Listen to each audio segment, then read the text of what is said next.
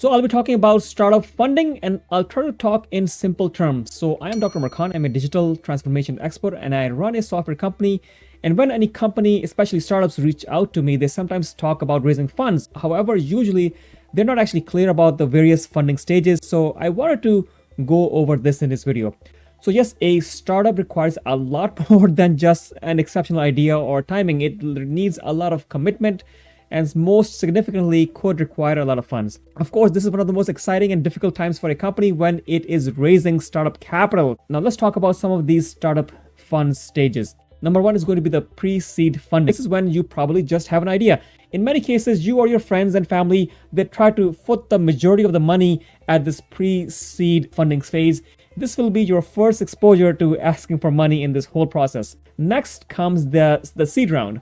So during the seed funding stage, entrepreneurs usually give up company equity in exchange for increasing amounts of funds from investors, and usually they're called angel investors. They're either single investors with money or a small groups of investors called angel groups. Their goal is to make quick money when your company's valuation goes up and they would like to cash out early on. The next would be the VC stage, or the venture capital stage.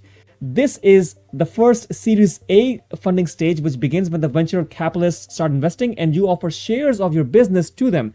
At this stage, you are getting your business model solidified and making some money. So the VCs usually only invest when you are actually making some money. The next VC stage will be called the Series B funding stage. So in the Series B funding stage, startups have established a loyal user base and they do have a consistent revenue stream. And you already may have shown that you can potentially scale your idea.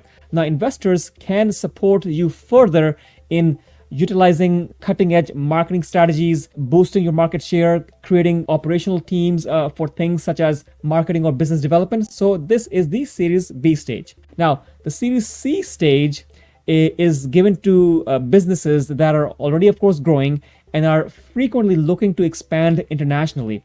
At this stage, funding is used for things such as further producing innovative products or further improving your products, and looking to acquire other smaller startups that may be struggling in your own sector. Now then, moving forward, we will come to the Series C funding phase, and this happens when you are potentially looking for newer possibilities and people see value in that.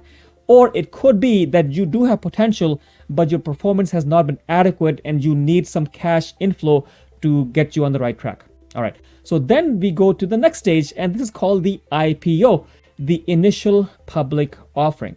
So this is the peak of startup success, and this is called the IPO that everybody talks about. At this stage, the shares of the company are first made public, and it is at this stage that people can buy shares of your company on apps such as Robinhood or Webull. So an IPO is actually used to raise much more money and to potentially scale your business much further. At this stage, it could also happen that the initial owners and the founders of the company may want to sell off some of your shares so that you can put some money in your piggy bank. So this was a short description, and I hope this gave you a starting point for seeking the money that you need to launch your business.